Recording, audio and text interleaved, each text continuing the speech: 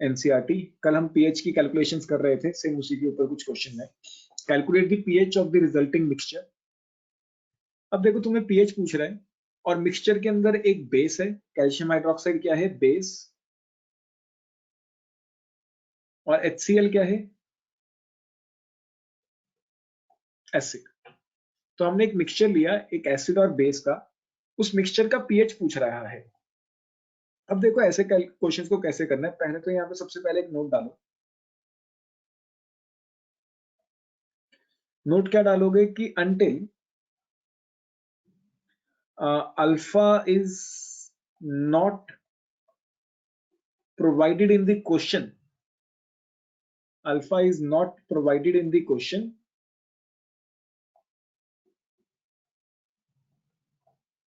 and also not asked for.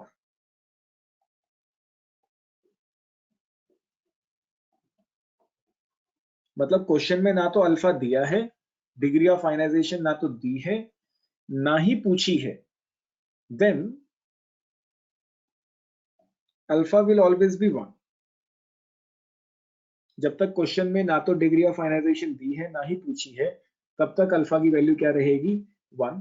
अब जैसे इस क्वेश्चन में अल्फा के बारे में कुछ भी मेंशन नहीं है, तो हम अल्फा को बीच में लेंगे ही नहीं, तो हम डिग्री ऑफ आयनाइजेशन कितनी लेके चलते हैं, 1। मतलब ये स्ट्रॉन्ग की तरह काम कर रहा है। अच्छा चलो देखो, अब पीएच निकालने के लिए हमेशा हमें क्या चाहिए, सिर्फ मोल्स ऑफ, हमें मेन चीज क्या चाहिए कि H+ के मोल्स चाहिए, किसी तरह से कंसंट्रेशन चाहिए।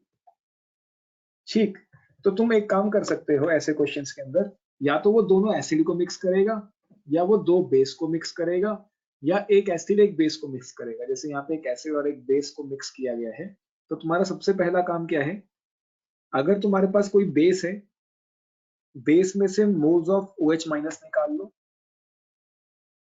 सिमिलरली अगर तुम्हें कोई क्वेश्चन में एसिड दिया है, तो वहां से H+ के मोल्स निकाल लो। जैसे अब हमें क्वेश्चन में क्या दिया है, कैल्शियम हाइड्रोक्साइड। हमें क्वेश्चन में क्या क्या दिया है, एक तो अपने को दिया है कैल्शियम हाइड्रोक्साइड। कैल्शियम हाइड्रोक्साइड से हमें कितने OH मिलेंगे, 2 OH मिलेंगे। और हमें क्वेश्चन के अंदर क्या दिया है, HCl। HCl से हमें कितना H+ मिलेगा, एक ही H+ मिलेगा। जो कैल्शियम हाइड्रोक्साइड का डाटा हमें दिया है, वो दिया है 10 ml 0.2 मोलर। वहीं पे HCl का जो हमें डाटा दिया है, वो दिया है 25 ml 0.1 मोलर। तो हम इसके मोल्स में कन्वर्जन कर लेते हैं पहले। तो इसके मोल्स कितने आएंगे, मोलैरिटी इनटू वॉल्यूम बाय 1000। अच्छा, अगर इसके 1 मोल है तो इसके 2 मोल मिल रहे हैं, तो अगर इसके 0.2 इंटू 10/1000 मोल है, तो इसके कितने होंगे, 2 इंटू 0.2 बाय,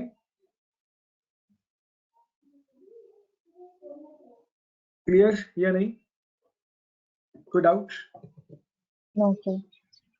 सिमिलरली अगर इसके मोल्स हमारे पास, इसके भी मोल्स निकाल लेते हैं। This will be molarity into volume by 1000, और H+ के भी इतने ही मोल्स आएंगे। तो यहां से मैंने क्या किया कि मोल्स ऑफ OH- आ गए।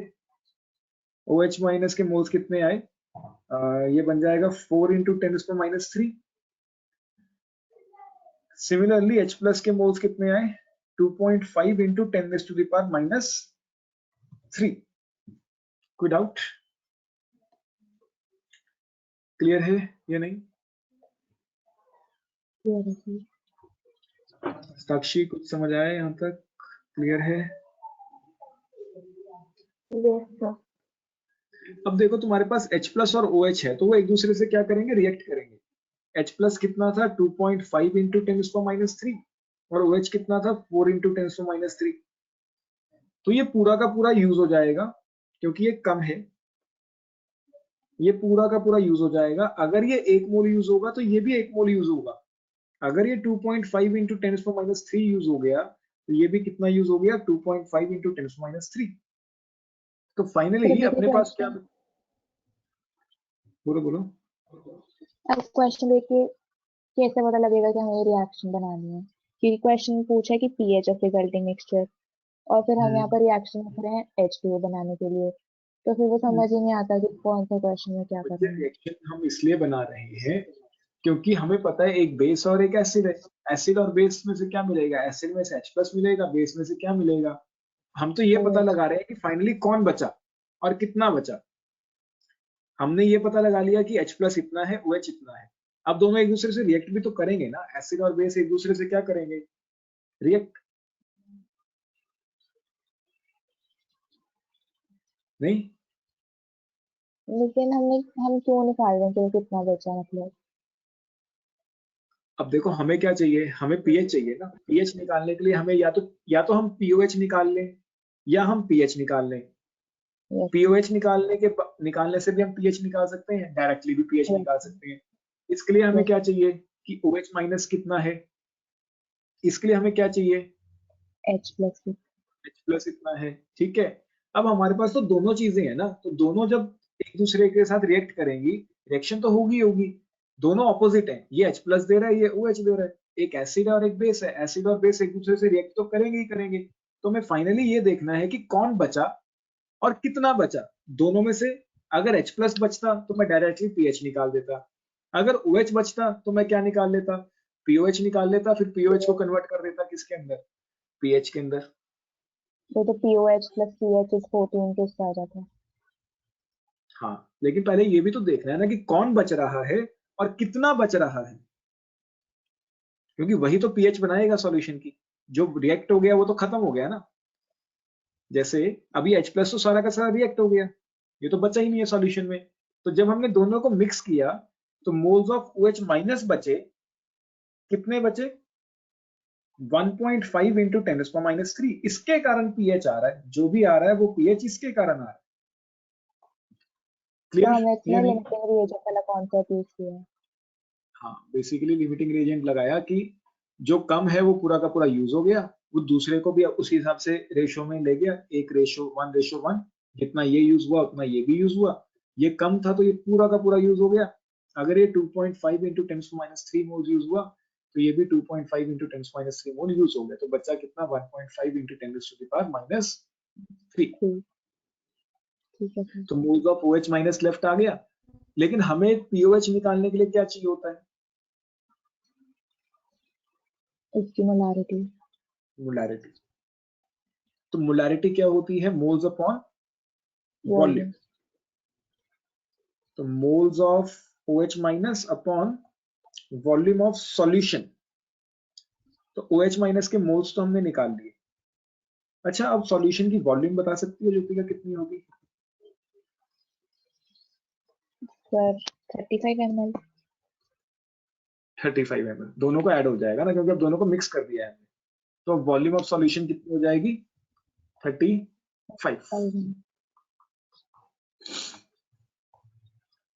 तो ये हो जाएगी 35। और मोलैरिटी है तो इंटू 1000 भी करना पड़ेगा। ठीक है। तो अब यहां से बस POH आ जाएगा। POH this will be minus log of 1.5 upon 35। तो this will be minus log 1.5, या इसको हम सॉल्व कर लेते हैं। ये बन जाएगा 15/350, या छोड़ो छोड़ो रहने दो। log 1.5 minus log 35। तो ये बन जाएगा माइनस log 1.5 हो गया 0.15। ठीक है। एंड माइनस log 0.57 ना, log 7 होता है 0.84। यहाँ तक क्लियर या नहीं?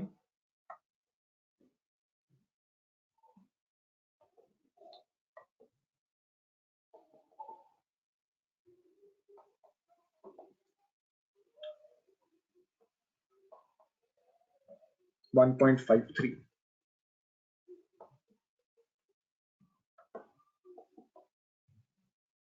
तो ये प्लस में आ जाएगा कितना?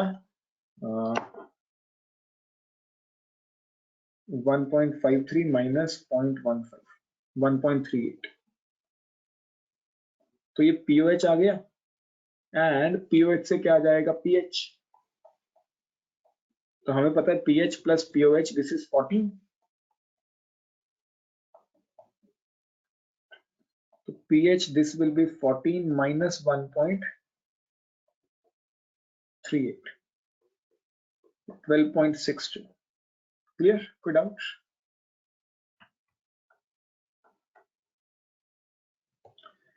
साक्षी कहाँ पे डिस्कनेक्ट हुआ था, कहाँ से दोबारा समझना है? moles of OH left. देखो दोबारा से समझाता हूँ। हमारे पास एक मिक्सचर था जिसके अंदर एक एसिड था और एक बेस था। हमें पता है एसिड और बेस दोनों एक दूसरे से रिएक्ट करेंगे, 100% है कि वो एक दूसरे से रिएक्ट करेंगे। ठीक है, तो मैंने क्या निकाला कि यहाँ से OH कितना बचा, यहाँ से पहले मैंने ये देखा कि OH कितना आएगा और HCl से कितना H प्लस आएगा। मोल्स निकाल लिए मैंने दोनों के। मोल्स क्यों निकाले? ताकि मैं ये पता लगा पाऊं कि एंड में कौन बच रहा है और कितना बच रहा है। क्यों?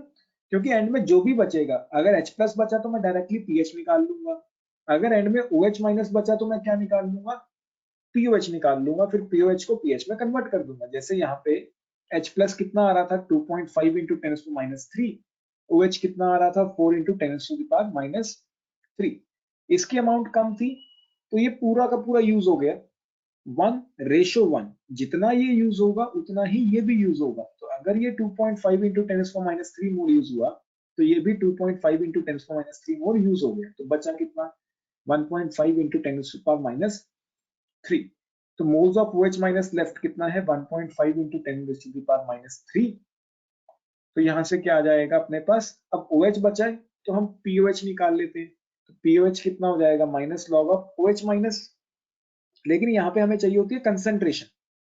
कंसंट्रेशन क्या होती है, मोलैरिटी, मोलैरिटी क्या होती है मोल्स अपॉन वॉल्यूम, और अगर वो वॉल्यूम मिलीलीटर में है तो इंटू 1000। यहाँ तक क्लियर है साक्षी या नहीं? Yes, sir. ठीक है साक्षी, तो मोल्स ऑफ OH माइनस तो हमारे पास थे, वॉल्यूम कैसे निकालोगे? मोल्स तो है लेकिन वॉल्यूम कैसे आई होगी? सर दोनों सॉल्यूशन की।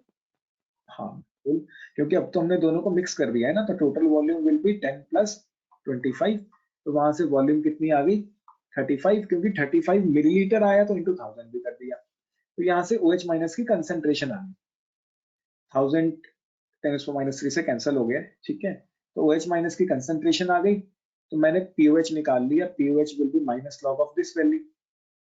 POH निकालने के बाद मैंने POH को कन्वर्ट कर दिया pH में using this formula pH plus POH this is 14। POH अपने पास आई गया था तो वहां से मैंने क्या निकाल दिया pH। क्लियर ये नहीं? हेडिंग डालें common ion effect. Sir recording भेज देना कल वाली की ना। हाँ हाँ बिल्कुल, हेडिंग डालो कॉमन आयन इफेक्ट।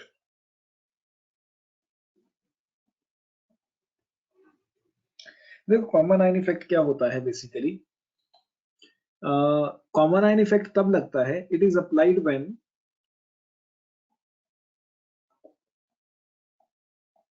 पहले तो ये पता होना चाहिए कि कब लगाना है। It is applied when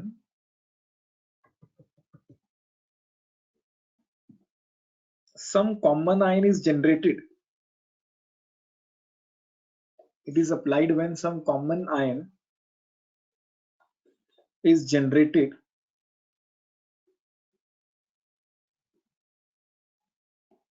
in between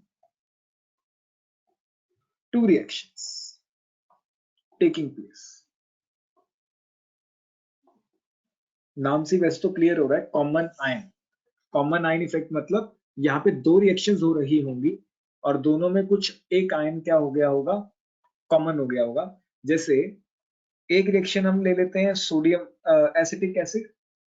acetic acid हमें कैसे डिसोसिएट करके चीजें देता है, एसिटेट आयंस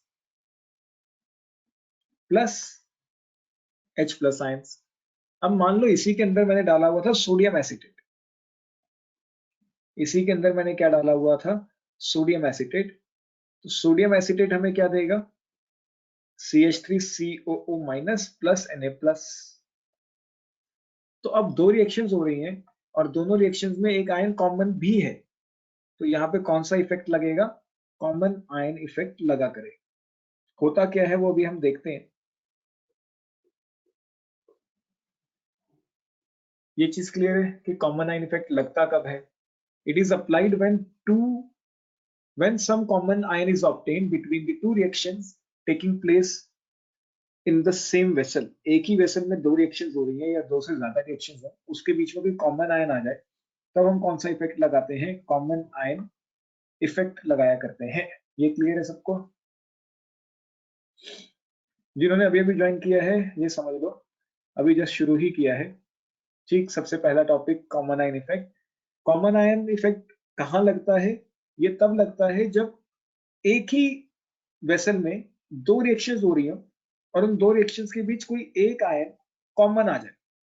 जैसे एसिटिक एसिड से हमें क्या मिल रहेगा, एसिटेट आयंस और H प्लस आयन मिलेगा। सोडियम एसिटेट से हमें क्या मिलेगा, acetate ions plus sodium ion. तो इसमें जो एसिटेट आयंस हैं वो क्या है, कॉमन आ गए हैं दो रिएक्शंस के बीच। तो इसीलिए हम कह सकते हैं कि इस मिक्सचर के अंदर हमें क्या देखने को मिलेगा, कॉमन आयन इफेक्ट देखने को मिलेगा। क्लियर या नहीं, कोई डाउट? ये चीज क्लियर है सबको? पूर्णिमा, ज्योतिका, साक्षी, क्लियर? Yes sir. अरे दोनों रिएक्शन एक ही उसमें हो रहे हैं ना वेसल में। हाँ, ये दोनों रिएक्शन एक ही वेसल में हो रहे हैं।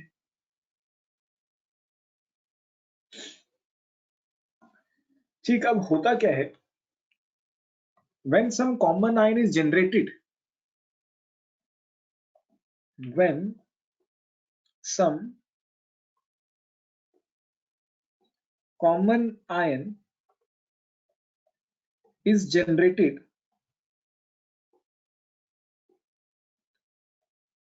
it suppresses the degree, it suppresses the ionization of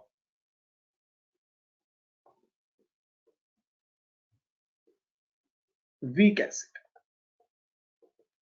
It suppresses the ionization of weak acid। ये है कॉमन आयन इफेक्ट। कि कॉमन आयन इफेक्ट क्या कहता है कि अगर तुम्हारे पास दो रिएक्शंस हैं, अगर तुम्हारे पास दो रिएक्शंस हैं, उन दो रिएक्शंस में कोई एक आयन क्या आ गया है, कॉमन आ गया है। ठीक, तो उस कॉमन आयन के आने से क्या होगा, जो तुम्हारा वीक एसिड होगा उसकी आयनाइजेशन कम हो जाएगी, जितना पहले टूट रहा था अब उससे कम टूटेगा। कहने का मतलब क्या है, मान लो फॉर एग्जांपल में लिख लेते हैं, मान लेते हैं इनिशियली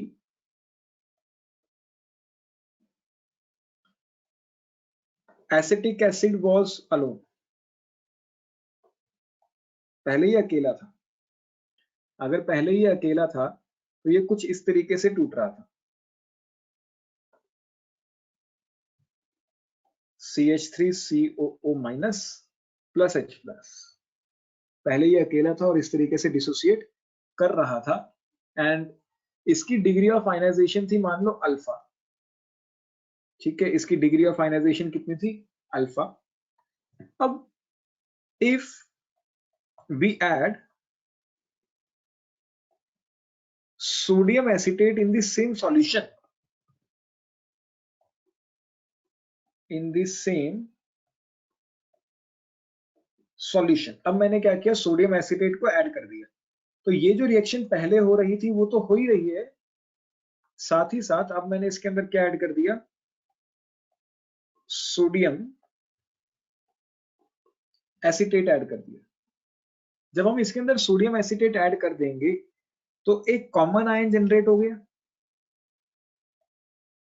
एक कॉमन आयन क्या हो गया, जनरेट हो गया। अब ये कॉमन आयन आने के कारण, अब कॉमन आयन इफेक्ट क्या कहता है, इस कॉमन आयन के आने के कारण ये जो वीक एसिड है इसकी आयनाइजेशन और कम हो जाएगी। तो मान लो नई आयनाइजेशन आई वो अल्फा डैश आई, तो according to common ion effect alpha dash will be less than alpha. Clear है या नहीं? दोबारा से समझते हैं एक बार, जिन्होंने अभी अभी ज्वाइन किया है तो थोड़ा समझे ध्यान से।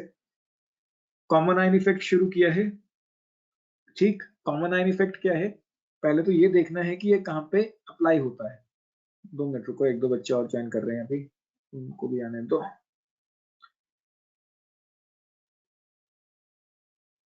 ठीक, हम लोग आगे पढ़ते हैं, जिन्होंने ज्वाइन करना था कर लिया मेरे हिसाब से। तो समझे, कॉमन आयन इफेक्ट शुरू किया है जस्ट अभी।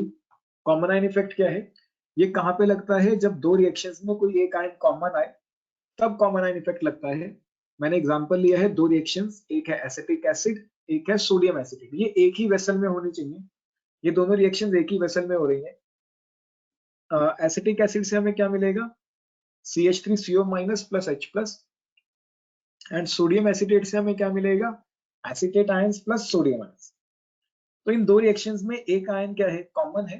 तो मतलब इस रिएक्शन में हमें क्या देखने को मिलेगा, कॉमन आयन इफेक्ट देखने को मिलेगा। कॉमन आयन इफेक्ट तब लगता है जब दो रिएक्शंस में कम से कम एक आयन क्या हो, कॉमन हो। अगर दो रिएक्शंस में एक आयन कॉमन होगा तो हमें कॉमन आयन इफेक्ट देखने को मिल जाएगा। अरे आधे बच्चे तो अब ज्वाइन कर रहे हैं, 20-21। लास्ट टाइम है जब मैं रिपीट कर रहा हूँ, कॉमन आयन इफेक्ट शुरू किया है, ठीक। कॉमन आयन इफेक्ट तब लगता है जब दो रिएक्शन में से दो रिएक्शन जो एक ही वेसल में हो रही हो, उसमें एक आयन क्या है, कॉमन आयन। जैसे एसिटिक एसिड और सोडियम एसिटेट, दो रिएक्शन हो रही हैं एक ही वेसल के अंदर। अब इसके अंदर अगर तुम देखोगे तो दोनों के अंदर एसिटेट आयंस क्या है, कॉमन है। तो इस मिक्सचर में हमें कॉमन आयन इफेक्ट देखने को मिलेगा। अब कॉमन आयन इफेक्ट देख होता क्या है, ये कहता है कि जब कॉमन आयन आएगा दो रिएक्शंस के बीच, तो जो तुम्हारा वीक एसिड या वीक बेस होगा, उसकी डिग्री ऑफ आयनाइजेशन क्या हो जाएगी, सप्रेस हो जाएगी, मतलब वो कम टूटेगा। कहने का मतलब क्या है, हमने पहले एसिटिक एसिड अकेला लिया, एसिटिक एसिड अकेला टूट रहा था बड़े आराम से, और उसकी डिग्री ऑफ आयनाइजेशन अल्फा थी, ठीक है। डिग्री ऑफ आयनाइजेशन क्या है, हमने कल की क्लास में देखा था। अब मान लो मैंने उसी के अंदर सोडियम एसिटेट ऐड कर दिया। जब मैंने उसी रिएक्शन के अंदर सोडियम एसिटेट ऐड किया, तो जो पहले रिएक्शन हो रही थी वो तो हो ही रही है, साथ में सोडियम एसिटेट से हमें acetate ions and sodium ions भी मिल रहे हैं। तो यहाँ पे एक कॉमन आयन जनरेट हो गया। उस कॉमन आयन के जनरेट होने के कारण इसकी डिग्री ऑफ आयनाइजेशन चेंज हो जाएगी। इसकी डिग्री ऑफ आयनाइजेशन क्या हो जाएगी, चेंज हो जाएगी, assuming it to be alpha dash. और कॉमन आयन इफेक्ट क्या कहता है कि अगर कॉमन आयन जनरेट होगा तो डिग्री ऑफ आयनाइजेशन कम हो जाएगी। तो मतलब जो नई डिग्री ऑफ आयनाइजेशन है is less than original degree of ionization जब कोई भी कॉमन आयन नहीं था। क्लियर है सबको, कोई डाउट? सर मतलब वो जल्दी टूटेगा? इनऑर्गेनिक एसिड्स है,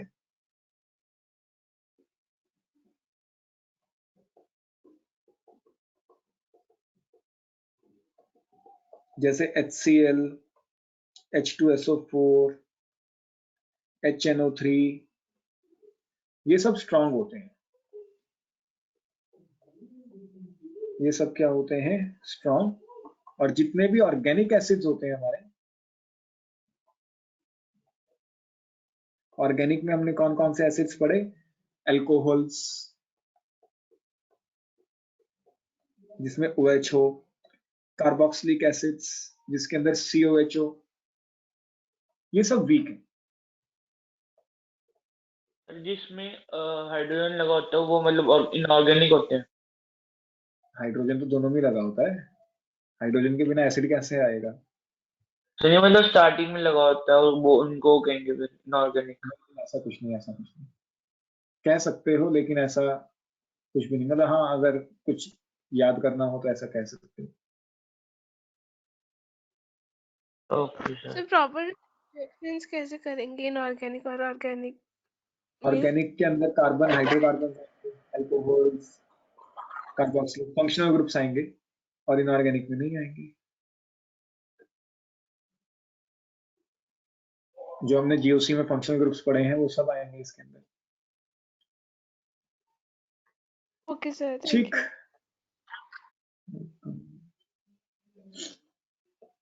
नोट करें इससे पहले तो अब इसके ऊपर क्वेश्चंस कैसे आएंगे वो समझो। इन न्यूमेरिकल्स वो हमें दो चीजें देगा, एक तो हमें देगा वीक एसिड या वीक बेस, वीक एसिड या weak base will be provided,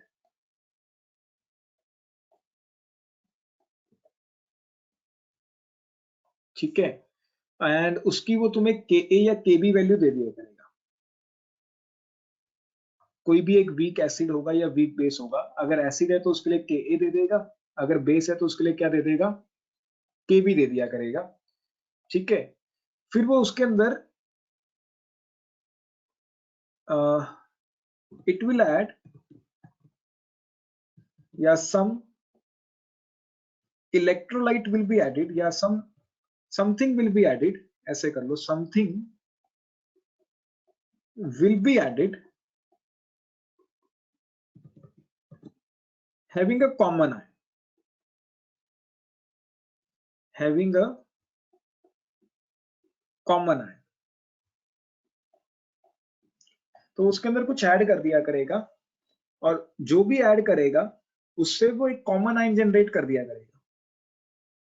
जब वो कॉमन आयन जनरेट करेगा तो वो तुमसे पूछेगा new degree of ionization, new degree of ionization will be asked.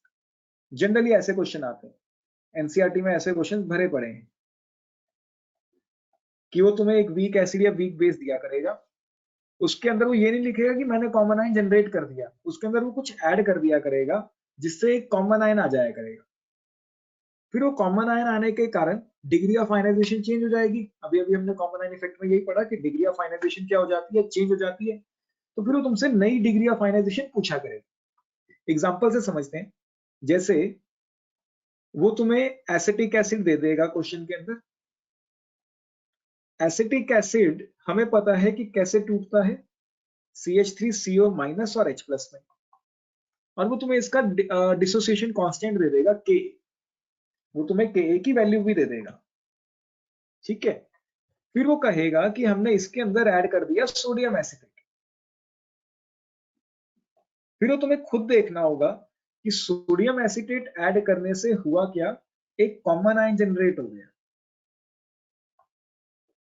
Sodium acetate add करने से क्या हुआ, एक कॉमन आयन जनरेट हो गया।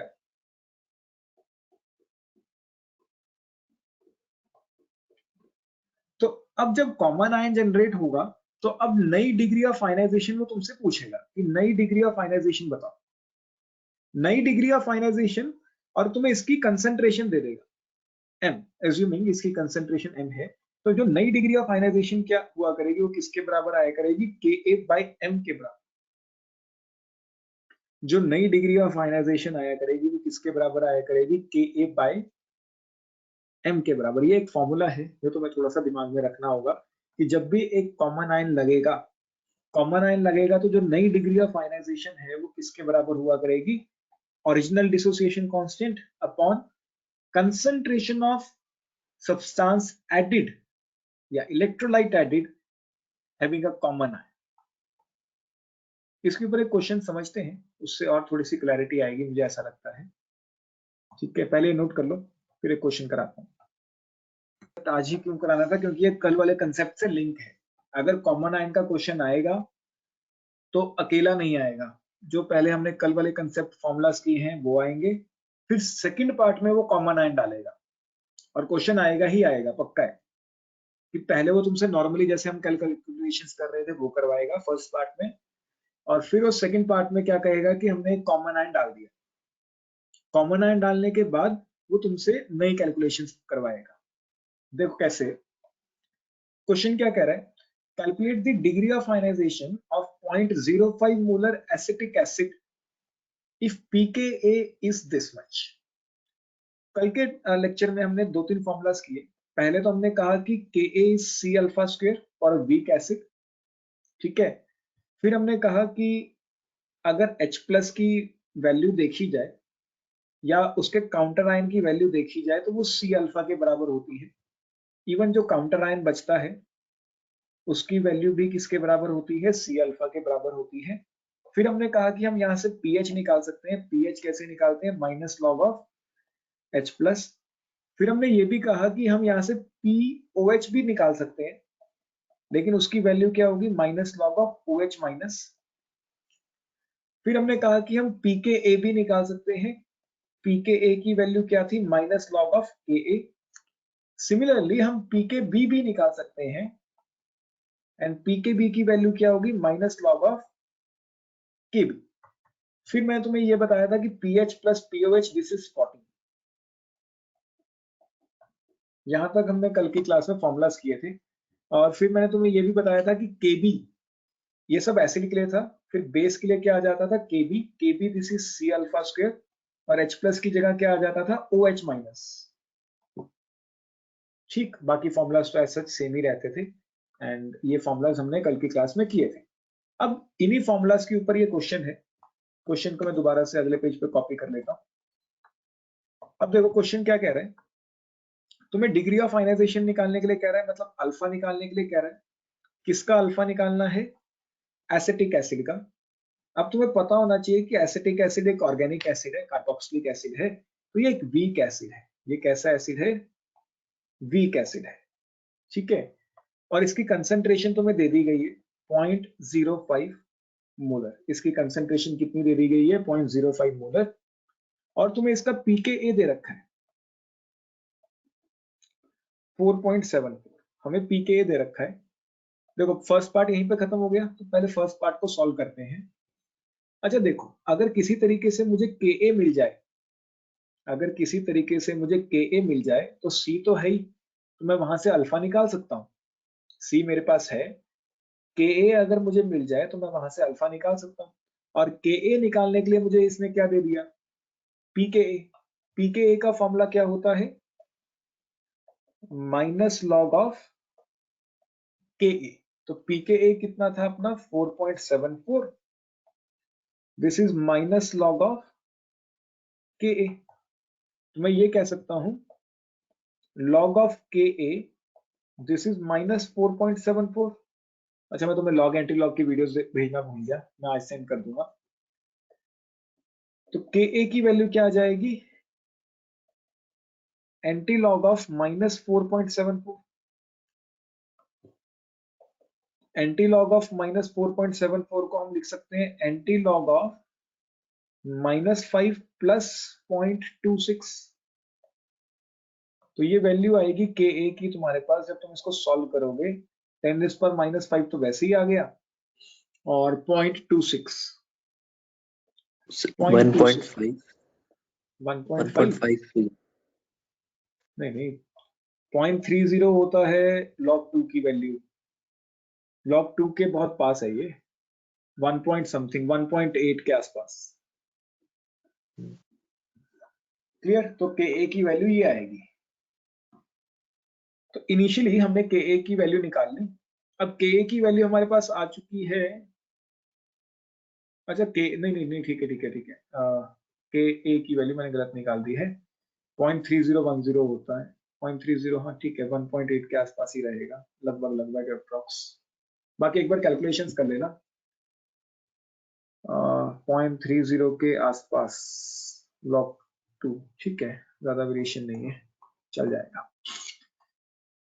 तो देखो अब Ka की वैल्यू तो आई चुकी है। Ka की वैल्यू हमने कितनी निकाली? 1.8 इंटू 10⁻⁵। दिस इज C की वैल्यू हमें कितनी दे रखी थी? 0.05 इंटू अल्फा स्क्वायर। तो यहां से अल्फा की वैल्यू आ जाएगी, पहले अल्फा स्क्वायर निकाल लेते हैं। अल्फा स्क्वायर की वैल्यू आएगी तुम्हारे पास यहाँ पे सॉल्व करके 1.8 डिवाइडेड बाय 0.05, 36 इंटू 10⁻⁻⁵। तो इसको हम ऐसे लिख लेते हैं 3.6 इंटू 10⁻⁻⁴, या किसी एक को तो सॉल्व करना ही पड़ेगा, या तो √10 को सॉल्व करोगे फिर। तो अल्फा की वैल्यू यहां से तुम्हारे पास आ जाएगी 3.6 का under root of 3.6 1.89।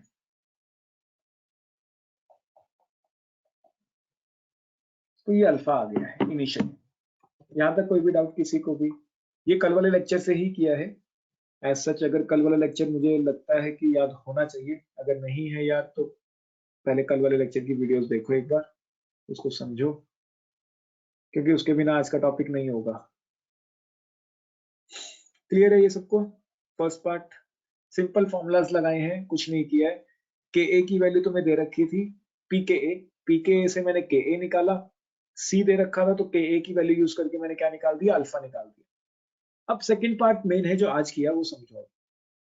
How is the degree of dissociation मतलब alpha affected when the solution also contains. अब कह रहा है कि सॉल्यूशन के अंदर और चीज क्या डाल दी, 0.01 मोलर HCl। पहले ए पार्ट कर लेते हैं, समझे अब थोड़ा सा ध्यान से। पहले सिर्फ और सिर्फ क्या था, एसिटिक एसिड। पहले सिर्फ और सिर्फ क्या था, एसिटिक एसिड था। एसिटिक एसिड से हमें क्या मिल रहा था, acetate ions plus H plus ions, सिर्फ यही मिल रहा था और कुछ था ही नहीं। अब सॉल्यूशन के अंदर इसने HCl डाल दिया, कितना HCl, 0.01 मोलर। HCl डालने से क्या हुआ, H प्लस और Cl माइनस जनरेट हो गए। अब थोड़ा ध्यान से देखो, फर्स्ट रिएक्शन में और सेकंड रिएक्शन में एक आयन कॉमन है, तो मतलब यहां पे क्या लग गया, कॉमन आयन इफेक्ट लग गया। कॉमन आयन इफेक्ट लगने से डिग्री ऑफ आयनाइजेशन क्या हो जाती है, कम हो जाती है। तो क्वेश्चन यही तो पूछ रहा है, how is degree of ionization या डिग्री ऑफ डिसोसिएशन अफेक्टेड। तो तुम्हारा आंसर आएगा due to common ion, because of common ion degree of dissociation, degree of dissociation, किसकी डिग्री ऑफ डिसोसिएशन, जो एसिड हमने लिया हुआ था weak acid, acetic acid, degree of dissociation of our weak acid will be suppressed, कम हो जाएगी। Degree of dissociation क्या हो जाएगी, विल बी सप्रेस्ड या डिक्रीज। यहां तक क्लियर? और नई डिग्री ऑफ डिसोसिएशन तुम्हें निकाल के बतानी है, सिर्फ इस लाइन को लिखने से काम नहीं चलेगा। नई डिग्री ऑफ डिसोसिएशन क्या होगी, Ka/m, यही तो मैंने फॉर्मूला लिखवाया।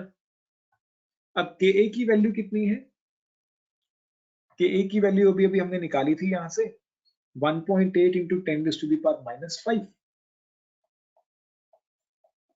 और m क्या था, उसकी कंसेंट्रेशन जो कॉमन आयन बना रहा है, मतलब HCl की कंसेंट्रेशन जो बाद में डाला गया 0.01। तो न्यू डिग्री ऑफ डिसोसिएशन कितनी होगी, 1.8 इंटू 10⁻⁻3, 1.8 इंटू 10⁻⁻3। देखो पहले डिग्री ऑफ डिसोसिएशन कितनी थी, 1.8 इंटू 10⁻²।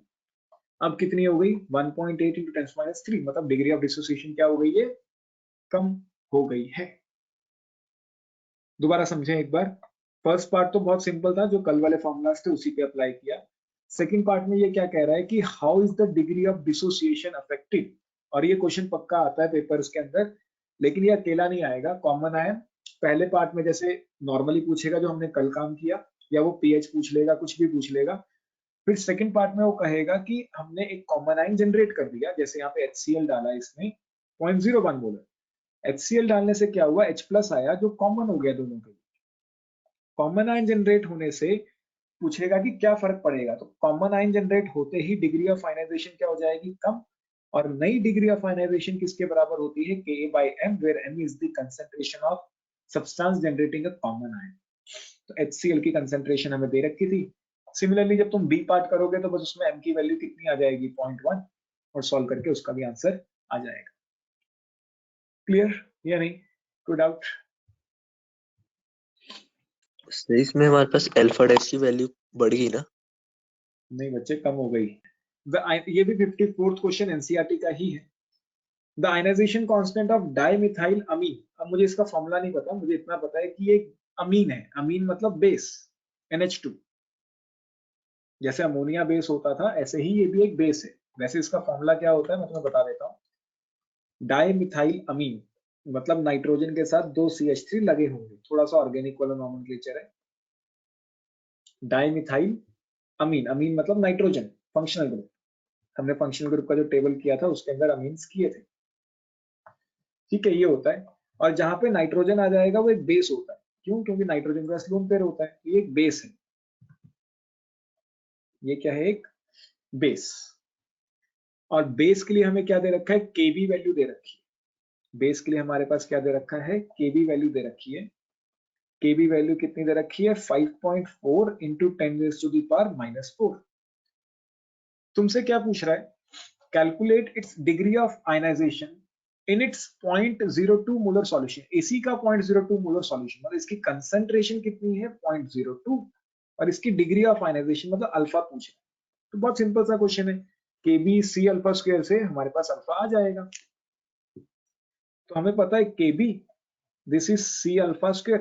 देखो, अगर हमें ये ना भी पता होता कि ये एसिड है या बेस है, तब भी हमें ये तो पता है ना कि चाहे वो एसिड है चाहे वो बेस है, वो सी अल्फा स्क्वायर के बराबर ही होता है। डिग्री ऑफ डिसोसिएशन कांस्टेंट या आयनाइजेशन कांस्टेंट, चाहे वो एसिड है चाहे वो बेस है, चाहे वो के है चाहे वो केबी है, होता तो वो सी अल्फा स्क्वायर ही है। तो ऐसा अपने न्यूमेरिकल में कोई दिक्कत नहीं आएगी। तो मैंने तुम्हें वैसे बता दिया कि एक बेस है। तो केबी कितना है? 5.4 इंटू 10⁻⁻⁴। सी की वैल्यू कितनी है अपनी? 0.02 इंटू अल्फा स्क्वायर। तो यहां से अल्फा निकल जाएगा। अल्फा स्क्वायर निकाल लो पहले। तो अल्फा स्क्वायर की वैल्यू कितनी आएगी? 5.4 डिवाइडेड बाय 0.02, 270 इंटू 10⁻⁻⁴। तो ये बन जाएगा 2.7 इंटू 10⁻⁻²। तो यहां से अल्फा निकालो पहले। तो अंडर रूट ऑफ 2.7 1.64। तो ये अल्फा आ गया। कितना आसान सा क्वेश्चन है। अब तुमसे कह रहा है कि यहां तक पहला पार्ट हो गया पूरा। अब सेकंड पार्ट में कह रहा है what percentage of dimethylamine is ionized if the solution also contains NaOH। अब देखो, अगर ये बेस है तो सॉल्यूशन में क्या होगा? OH तो होगा ही होगा। तो यहाँ पे कॉमन आयन ऑटोमेटिकली तुम्हें दिख जाएगा कि जनरेट हो गया, क्योंकि इसके सॉल्यूशन में भी OH होगा ही होगा, और हमने बाहर से भी क्या डाल दिया है? NaOH। तो हमें ये क्लियर हो गया है कि यहाँ पे OH माइनस क्या बनेगा? अब एक कॉमन आयन। तो हमारे पास जो ओरिजिनल सॉल्यूशन है वो भी कैसा है? बेसिक है। बेसिक है तो मतलब उसके अंदर OH माइनस होगा ही होगा। ठीक है। अब हमने बाहर से क्या डाल दिया है? NaOH। NaOH से भी अपने को क्या मिल जाता है? OH minus. मतलब OH माइनस अपने लिए क्या बन गया? अब एक कॉमन आयन। अगर कॉमन आयन बन गया है तो नई डिग्री ऑफ आयनाइजेशन किसके बराबर होगी? जो पुराना Kb था अपॉन कंसंट्रेशन। तो पुराना Kb कितना था? 5.4 into 10⁻⁻⁴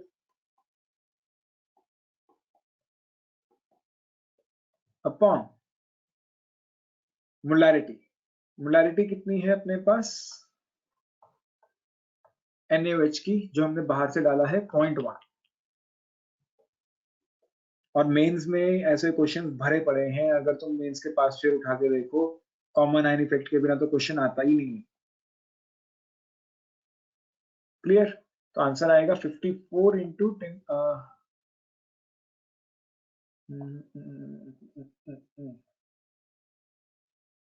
54 into 10⁻⁻⁴ alpha dash new alpha dash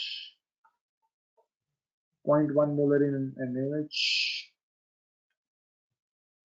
ठीक है, तो अल्फा डैश हमने निकाल लिया।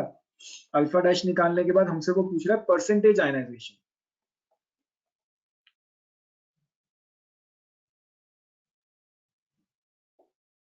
परसेंटेज आयनाइजेशन हम कैसे निकालेंगे? अल्फा डैश को मल्टीप्लाई कर देंगे किससे?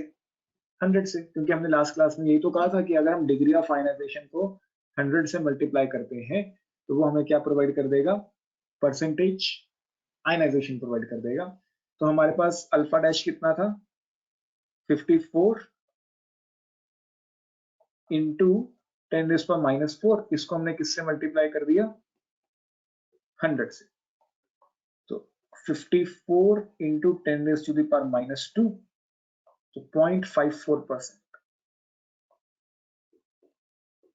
क्लियर या नहीं? कोई डाउट? Sir Question.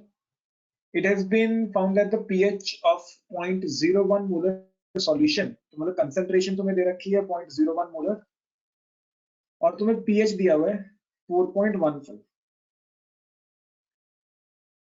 तुमसे कंसेंट्रेशन ऑफ इट्स अनायन पूछी है, मेरे ख्याल कल ही किया था। हमने कहा था कि जो अनायन की कंसेंट्रेशन होती है वो भी किसके बराबर होती है? C अल्फा के बराबर।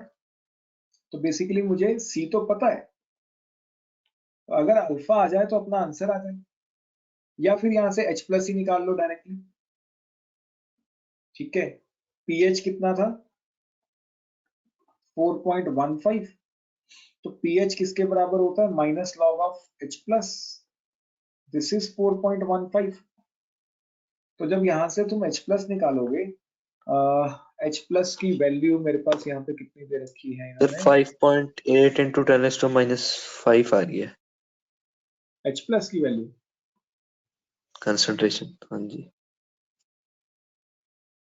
5.8 into 10⁻⁵ 5.8 into 10 raised to the तो power 7 पॉइंट समथिंग नहीं आएगा?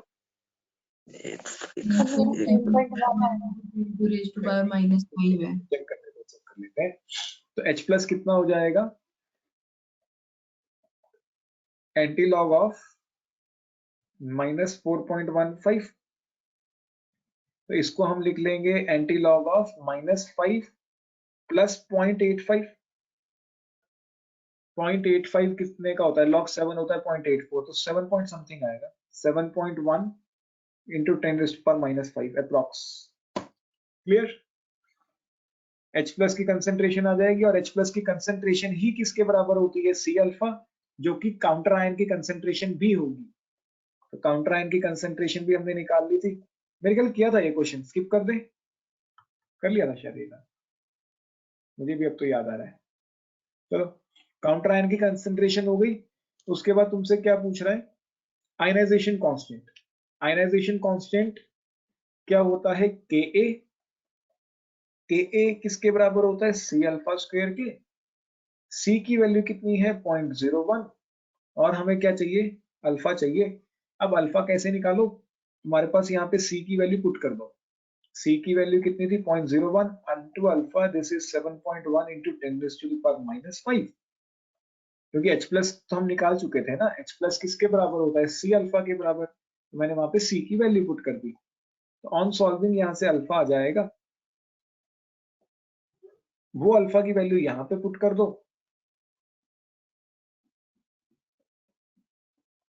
तो तुम्हारा Ka आ जाएगा। Ka आ गया। उसके बाद तुम्हें क्या निकालने के लिए कह रहा था? Pka। Pka किसके बराबर होता है? माइनस लॉग ऑफ Ka के बराबर। So this will be minus log of, ये पूरी वैल्यू का तुम्हें करना पड़ेगा, हो जाएगा। अगला क्वेश्चन ट्राई करते हैं, नोट कर लो इसे या स्क्रीनशॉट ले लो।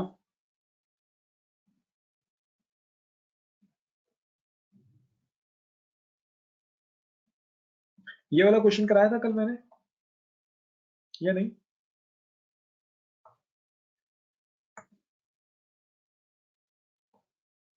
सर कराया हुआ है। ये भी करवा दिया था, कराया था। अरे फिर तो तुम लोग इंटेलिजेंट हो गए, तुमने क्वेश्चन कर लिए। चलो फिर अब ये वाला क्वेश्चन करते हैं। ये है क्वेश्चन नंबर 49 एनसीईआरटी का डी पार्ट। क्वेश्चन नंबर 49 और NCERT D part.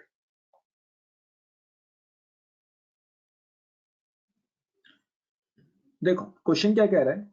1 ml of 13.6 molar HCl is diluted with water to give 1 liter of solution। तुम्हारे पास एक सॉल्यूशन था,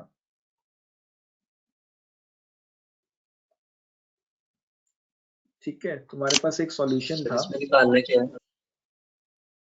पीएच पीएच निकालना था। तुम्हारे पास एक सॉल्यूशन है जिसके अंदर 13.6 मोलर HCl डला हुआ है 1 ml। तुमने इसके अंदर ऐड कर दिया वाटर ही वाटर। वाटर ऐड करने के बाद जो तुम्हारे पास सॉल्यूशन मिला उसकी वॉल्यूम दे रखी है 1 लीटर। तो सबसे पहला काम हमारा क्या होना चाहिए कि जो सॉल्यूशन है उसमें मोलैरिटी निकाल लेते हैं, तभी तो हम पीएच निकाल पाएंगे। पहले H+ आए तो सही कम से कम। तो यहाँ पे हम जब भी पानी ऐड करते हैं तो हम इक्वेशन कौन सी यूज करते हैं? Dilution equation. कौन सी इक्वेशन यूज करेंगे? Dilution equation. जब भी हम कभी भी किसी चीज में पानी ऐड कर देते हैं तो हम कौन सी इक्वेशन यूज करते हैं? Dilution equation. ये हमने मोल में देखी होगी शायद, या नहीं भी देखी होगी तो अब देख लो, ठीक है। तो डाइल्यूशन इक्वेशन हम लोग यूज करते हैं। डाइल्यूशन इक्वेशन क्या कहती है? Initial molarity initial volume, this is final molarity final volume. या फिर मैंने वहां पे उस तरीके से लिखवाई होगी M1V1, दिस इज M2V2। तो इनिशियली मोलैरिटी कितनी थी? 13.6। इनिशियली वॉल्यूम कितनी थी? 1 ml। ध्यान रखें 1 ml। फाइनली मोलैरिटी मुझे निकालनी है। फाइनली वॉल्यूम कितनी हो गई है? 1 लीटर। 1 लीटर मतलब 1000 ml। दोनों साइड यूनिट सेम होने चाहिए। तो अपने पास फाइनल मोलैरिटी कितनी आ गई है? 13.6 into 10⁻³ mole. This is the final molarity. अब ये मोलैरिटी किसकी आई है? HCl सॉल्यूशन की। ये मोलैरिटी किसकी आई है? HCl सॉल्यूशन की। तो मैं ये कह सकता हूं कि जो मेरा डाइल्यूशन के बाद HCl आया उसकी मोलैरिटी कितनी है? 13.6 into 10⁻³ HCl से हमें क्या मिलेगा? H+। कितना मिलेगा? एक ही मिलेगा। तो जितनी मोलैरिटी इसकी होगी उतनी ही H+ की भी होगी। तो H+ की मोलैरिटी कितनी आ जाएगी? 13.6 into 10⁻³ H+ की मोलैरिटी तो आई गई है। अब हमें क्या निकालना है? pH। pH this is minus log of H+। तो this is minus log of 13.6 into 10⁻³ on solving this will be minus को एज इट इज रखते हैं, log 1 + 1.3 log 1 होता है 0.3.15 तो ये आ गया 0.12 एंड -3। तुम लोग लॉग अपने अपने तरीके से सॉल्व करना जैसे सॉल्व करते हो। मैंने थोड़ा सा अपना तरीका यूज किया है। 1.12 -3 तो 1.18। क्लियर? कोई डाउट? समझ आया या नहीं? Ananya clear? Anshula, Dhruv, Sakshi, Gaurish, Jyotika, Lavan? Yes sir. Manvi, Mitul, Purnima clear? Karanveer? Yes ठीक है, सिंपल सा Yes, क्वेश्चन sir. है। तुम्हारे पास इनिशियली एक सॉल्यूशन था, उसके अंदर वाटर ऐड करके तुमने एक नया सॉल्यूशन बना दिया, उसकी वॉल्यूम गिवन थी। पहले तो डाइल्यूशन इक्वेशन लगा के उसकी मोलैरिटी निकाल लो। अब जो फाइनल मोलैरिटी आई वो HCl की आई। HCl से H+ मिल जाएगा और कितना मिलेगा? जितना HCl था सेम में आंसर आ जाएगा। मेरे हिसाब से ऐसा कोई दिक्कत नहीं आएगी। नोट कर लें इसे। अरे लॉग के बाद भी हो रहा सॉल्व में से।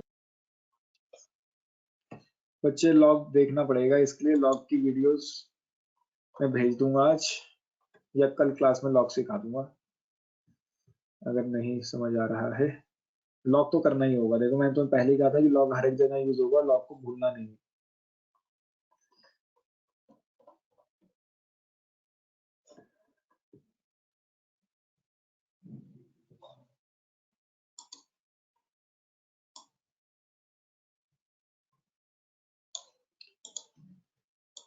इस क्वेश्चन को ट्राई करें।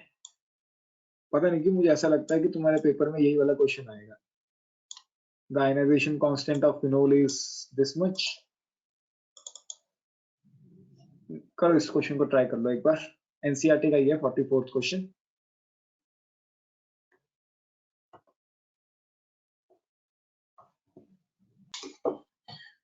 चलो देखो, the ionization constant of phenol, phenol हम सबको पता है अब तो, बेंजीन के ऊपर OH जब हम लगाते हैं उसको हम फिनोल बोलते हैं, और ये भी ऑर्गेनिक एसिड है, ठीक है। तो तुम्हें आयनाइजेशन कांस्टेंट Ka दिया हुआ है 1 × 10⁻⁻10, तो बेसिकली 10⁻⁻10 ही दिया हुआ है।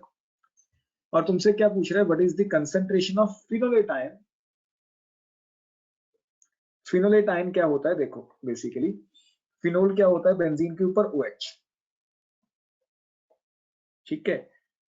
तो फिनोलेट आयन क्या है, इसका काउंटर आयन, H+ इसमें से बाहर निकल गया होगा। जब H+ बाहर निकल गया होगा तो जो काउंटर आयन बचा होगा उसी को ये क्या बोल रहा है, फिनोलेट आयन। ये जो काउंटर आयन बचता है इसी को इसने क्या बोला है, फिनोलेट आयन। इसको हम फिनॉक्साइड भी बोलते हैं। नाम याद रखने की जरूरत नहीं है, बस तुम ये देखो कि ये काउंटर आयन है, तुम्हारे दिमाग में ये स्ट्राइक करना चाहिए कि H+ बाहर निकाल दिया गया होगा और जो चीज बची होगी वो क्या है, ये फिनोलेट आयन। और तुम्हें इसकी कंसंट्रेशन भी दे रखी है फिनोल की 0.05। तो बेसिकली अगर अपने पास किसी भी तरीके से C अल्फा आ जाए तो अपना आंसर आ जाएगा। अगर अपने पास क्या आ जाए, C अल्फा आ जाए तो अपना आंसर आ जाएगा। तो हमें पता है Ka is C alpha square. तो Ka की वैल्यू कितनी दे रखी है, 10⁻⁻10। C की वैल्यू भी अपने को तो क्वेश्चन में दे रखी है 0.05 इंटू अल्फा स्क्वायर। तो alpha square will be 20 × 10⁻⁻10। On solving यहां से पहले तो अल्फा निकालो, तो √20 4.4 × 10⁻⁵।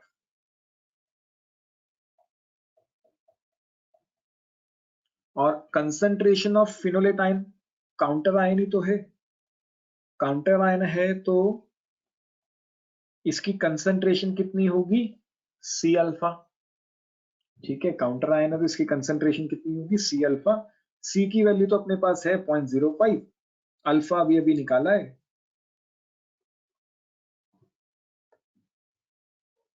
तो ये तुम्हारी बनेगी 0.22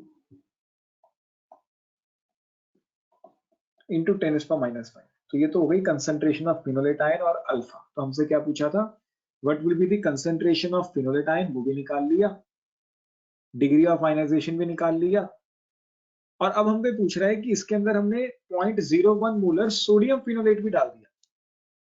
अब देखो, अगर हम 0.01 मोलर सोडियम फिनोलेट डालते हैं तो न्यू डिग्री ऑफ आयनाइजेशन कितनी होगी। अब फिनोलेट आयन कॉमन हो जाएगा, ठीक है। जब हम सोडियम फिनोलेट डालेंगे तो फिनोलेट आयन क्या हो जाएगा, कॉमन आयन। पहले भी है, अब और डाल दोगे तो वो कॉमन आयन बन जाएगा। कॉमन आयन बन जाएगा तो डिग्री ऑफ डिसोसिएशन चेंज हो जाएगी and this will be Ka/m। Ka की वैल्यू अपने पास कितनी थी, 10⁻⁻10, और जो हमने बाहर से डाला है उसकी कंसंट्रेशन कितनी है, 0.01। तो आंसर आएगा 10⁻⁻8। क्लियर, कोई भी डाउट, क्लियर है सबको।